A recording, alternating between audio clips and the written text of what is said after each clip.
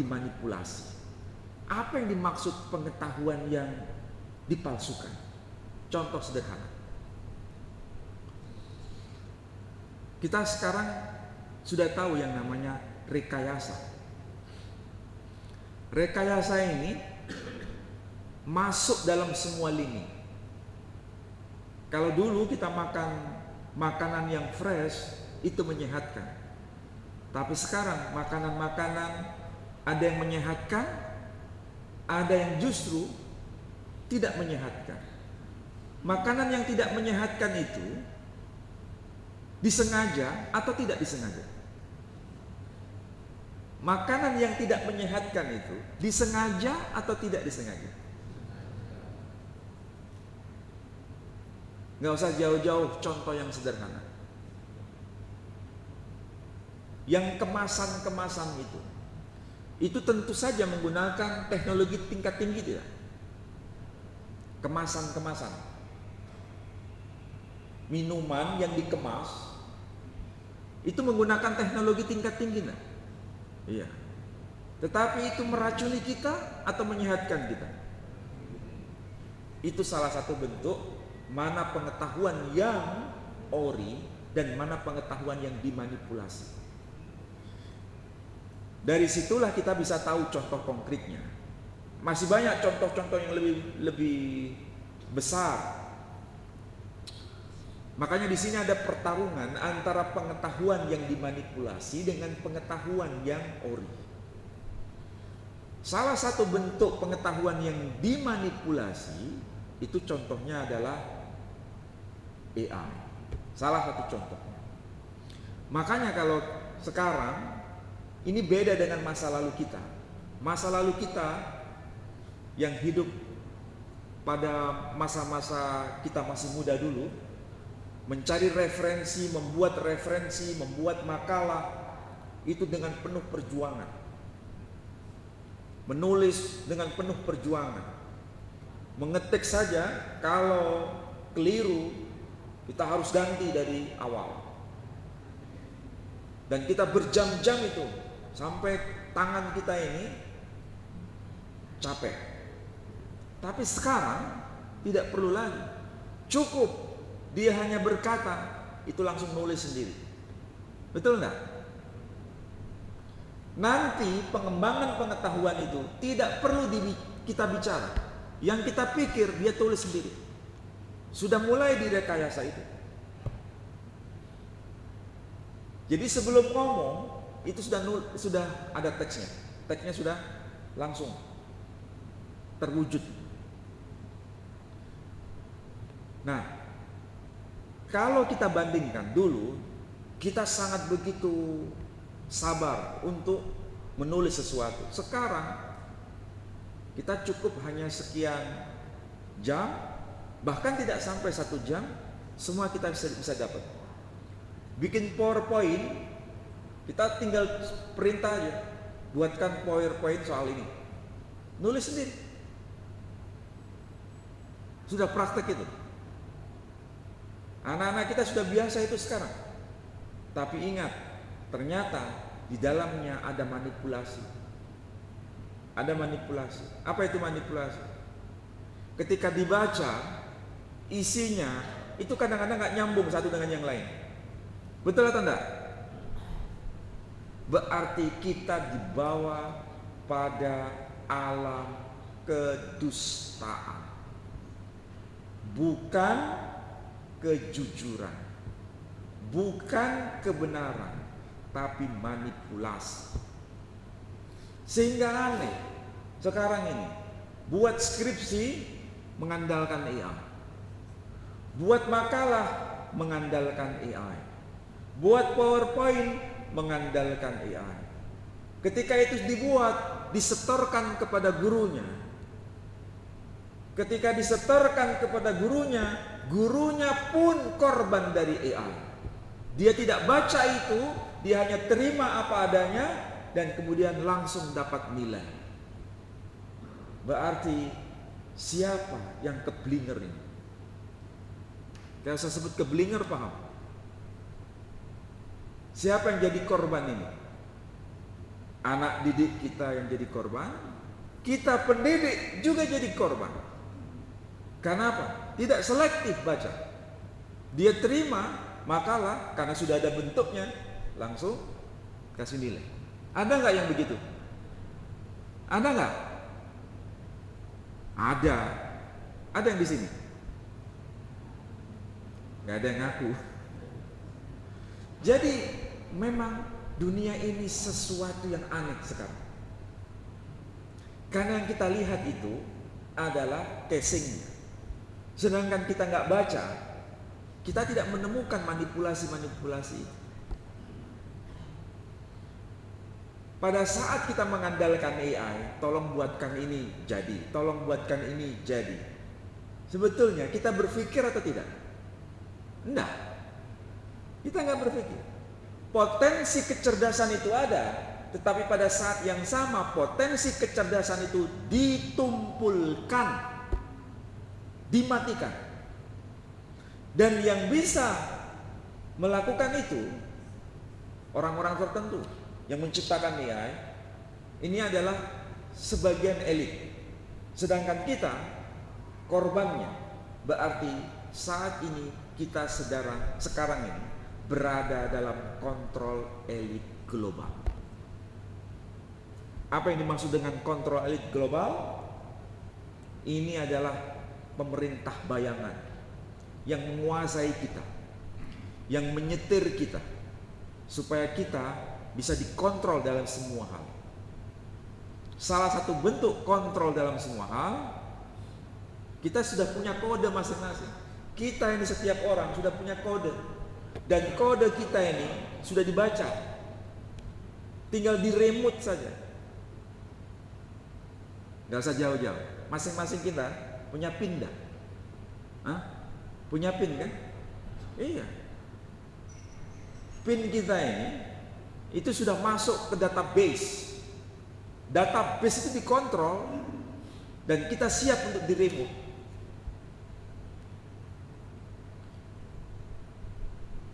Makanya semua yang kita lakukan itu sekarang dunia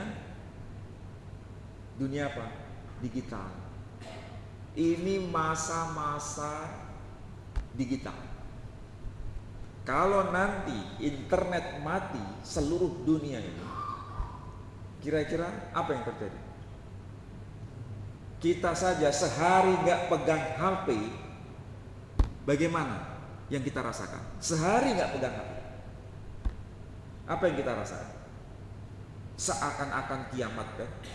Nggak bisa komunikasi, nggak bisa ini, nggak bisa itu.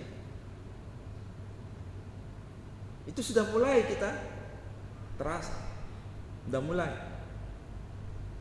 Jadi sekali lagi, meskipun kita ini pewaris dari Nabi Adam untuk memelihara dunia, tidak melakukan kerusakan di muka bumi, ternyata mereka yang memegang elit global ini punya upaya untuk merusak bumi ini, bahkan melakukan pertumpahan darah.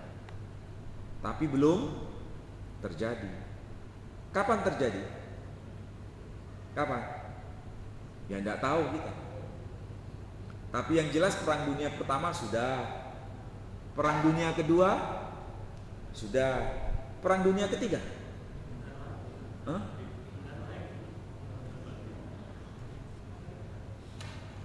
Jadi memang ini sudah waktunya, ada semacam warning. Sekarang ini kalau ibarat hari itu sudah asar, sebentar lagi maghrib. Jadi belum zuhur, zuhur sudah dilampaui. Ini sekarang masuk sudah masa asar. Maka tatalah diri kita ini.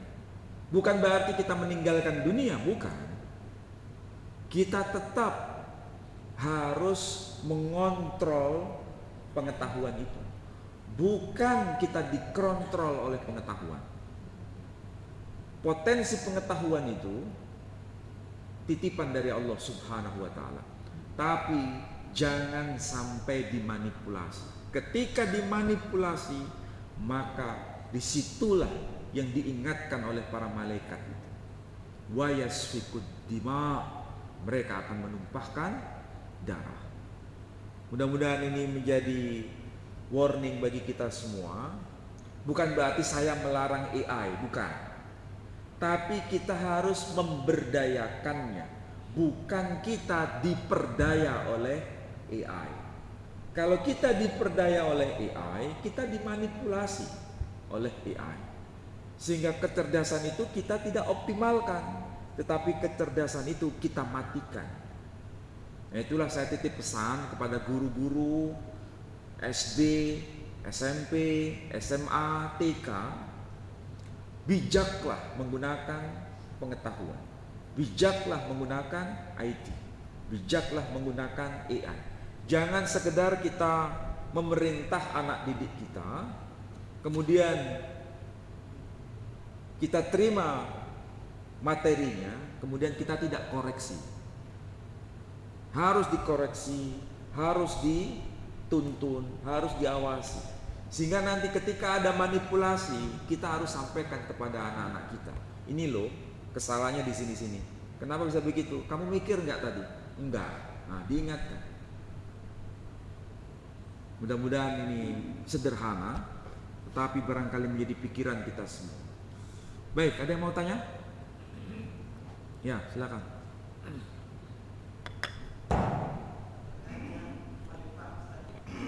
Saya tidak dengar suaranya, ada mic ya?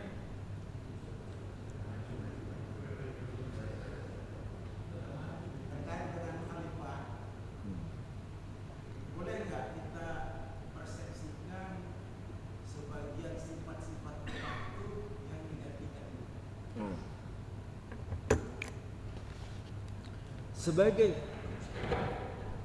Sebagai khalifah Allah, memang sudah sepatutnya khalifah Allah itu memiliki karakter seperti yang digantikan. Saya ulangi lagi.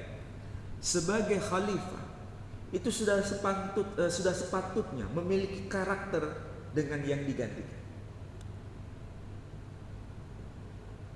Apa maksudnya? Begini. Karena khalifah itu menggantikan yang digantikan dalam urusan persoalan bumi ini, maka Allah berikan bekal itu.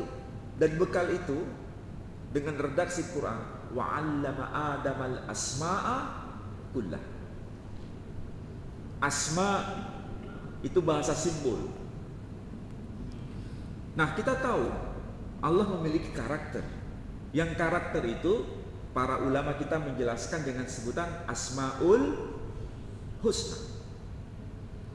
Jadi Asmaul Husna bukan sekedar diwiridkan, bukan sekedar dihafalkan, tapi harus terimplementasikan. Asmaul Husna itu yang Allah punya harus kita fotokopi. Harus kita fotokopi. Dan memang harus kita fotokopi. Kalau Allah Maha Rahman, kita juga harus bersifat Rahman. Ya tentu saja kualitasnya tidak persis sama, tetapi karakternya harus difotokopi. Allah Maha mengetahui, al-ilm, kita juga diberikan al-ilm itu. Dan semuanya itu harus difotokopi. Itulah sebabnya sejak awal diingatkan di dalam Al-Quranul Karim, bahkan termaktub juga di dalam kitab di luar Quran, bahkan tercantum juga di Lauhul Mahfuz. Apa yang Allah katakan? Walaqad katabna fiz zabur min ba'd dzikr annal arda yarithuha ibadiyas salihun. Dan sungguh telah termaktub di dalam Zabur sebagaimana tertulis di Lauhul Mahfuz bahwa bumi ini diwarisi oleh orang-orang yang saleh.